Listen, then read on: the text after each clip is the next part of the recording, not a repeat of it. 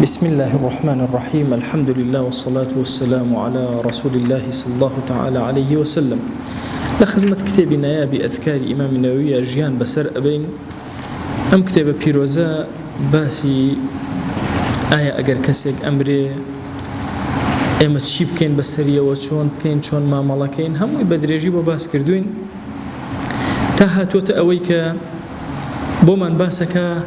چۆن نوێژ لەسەر ئەم مردووە بکەین. الله ئەکبەر یەکەمی بۆ باسکردین نیەتە هێنی الله ئەکبەر یەکەم ئەکەی سوورەتی فاتحە ئەخوێنی سنت نییە سوورەتی تر لە دوایەوە بخوێنی الله ئەکبەری دووهەم ئەکەی سەڵەوات ئەدەی لە دیداری پێغەمبەر صلی الله عليه و سلم دوعا بۆ خۆت ئەکەی ئەم دوعا بۆ خۆت ئەکەی ئەم بەشە غائبە لە نوێژی مردووی ئێمە. الله ئەکبەرێکی تر ئەکەیت اینجا دوعا ئەکەیت دوعا بۆ مردووەکە دوعایەک بە ئیخلاص دوعایەک بە ثابتیەوە دوعایەکی زۆر ئەکەیت دوای دوعاکان الله ئەکبەری چوارەم ئەکەی کە الله ئەکبەری کۆتایە بزانین لە الله ئەکبەری چوارەمە تۆ چی ئەکەیت و چی ئەخوێنی. أفرمي وأما التكبيرة الرابعة فلا يجب بعدها ذكر لدوايا هج ذكرك واجب نية لسر بخواني. كان المتقدمون ولكن يستحب أن يقول ما نص عليه الشافعي رحمه الله في كتاب البويطي بلام سنة وهاي أم دعاء بخواني بلي اللهم لا تحرمنا أجره ولا تفتنا بعده وإجان بأجر من مكة توشي فتنة من مكة لدواء أمر دواء. أبو علي لأبو هريرة ولا جرابيتي كمتقدمون فرميانا لا شوارم لدواي شوارم الله أكبر وتيانا ربنا آتنا في الدنيا حسنة وفي الآخرة حسنة وقنا عذاب النار. أما ينخون دوا أفرمي وليس ذلك بمحكي عن الشافعي أما أمر رواية الإمام الشافعي ونكره إمام النووي أفرمي بلام خوي إمام رأي آوايا أفرمي أجر هاتو أم دعاي خين فإن فعله كان حسنا أجر خين دي خيناك وشتيكي باش شكردو.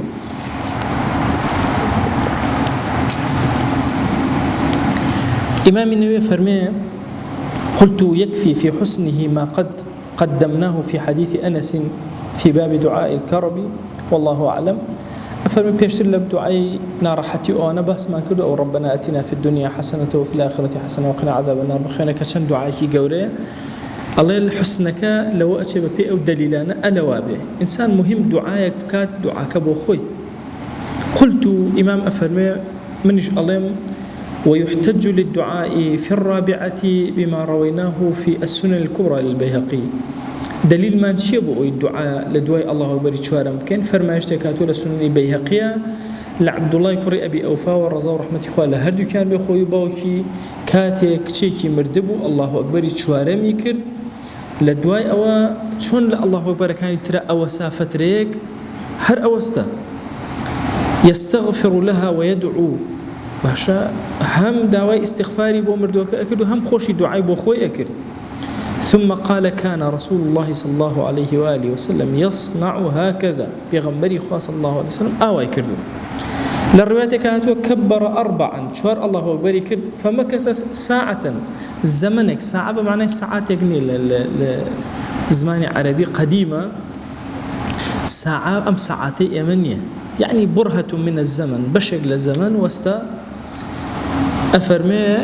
لدواي أو إن جاء حتى ومن زاني أو نو سوت من بخوي صلى الله عليه وسلم يعني الله أكبر بينجمج أكا ومن تصورك ثم سلم عن يمينه وعن شماله دواء الله أكبر بينجمج نكر سلامي دايو كليبو بيمان ود ما هذا وثمان أمد شيء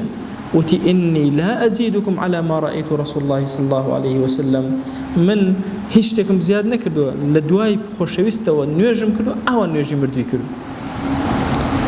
أما الله أكبر كان طواو لدواي الله أكبر يتشوارم دعاء وخوت أكيد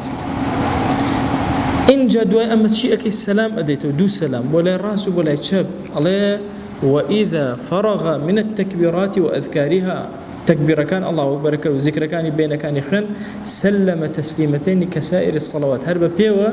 دو سلام أداته بلا راس وبلا يتشاب هرو كن يجا كان يتر لما ذكرناه من حديث عبد الله بن أبي أوفى وكل حد زكي عبد الله كري أبي أوفا بيشتر باس ما كردو وحكم السلام على ما ذكرناه في التسليم في سائر الصلوات همان حكمي نيوجكاني تريه آية لا راسي مثلا واجبه ولا يشبه سنته أو اختلافاني كهي لما زبا مهم دو سلام أداته الله عندي اختلافي شيء بيوسي نكردو ليرا بدريشي بحسي بكم تا إيرا نيوجي مردوك الطواب إما اشتك من هي نيوجي مسبوق ونيوجي غلط يعني اما هندي نيوجي كم ايكين كم كغلطه كنا زين شيبكين بون منا نيوجي ججن وشجر امام غلطي كرت شيبكا يان مثلا لنيوجي خور جيران وما جيران امام غلطي كرت شيب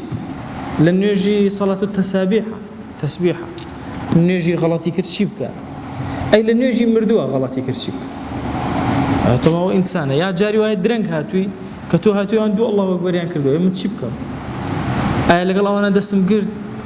وكو أوان ركعتي السهم وكو نيوجا كان من الصلوات ودس بيبكم لقال يعني يا أجمع أول يا تشيبكم بوي صلاتي مسبوق وصلاتي خطأ لناو نيوجي مردوات شونه وحكمك شونه أفرمي ولو جاء مسبوق أجر كسيك هاد درنك وتبو فأدرك الإمام في بعض الصلاة لبر لنيوجا كان فرياكو لقال إمامه أحرم معه باشا في الحال يكسر لقال أوان نيوش دا أبسي شون أقر بيتو نيوش إمام نيوش كاتو يكسر نيوش دا أبسي لا يوش يكسر نيوش دا أبسي لقال يعني بلام ببي أوان ناروي ببي خوتروي بون منا أوان الله أكبر يدوها ما كان تو فريا أكوي تو الله أكبر يكمته تو سورة فاتحة إخواني أوان صلوات ده مهم تو بتسلسلي خود أروي تسلسلي نيوجي مردوكا إنجا ثم بعدها على الترتيب نفسه بهمان ترتيب دو أوان الله أكبر السهم كان هيتو دوهم أوان شوارة ما كان هيتو سهم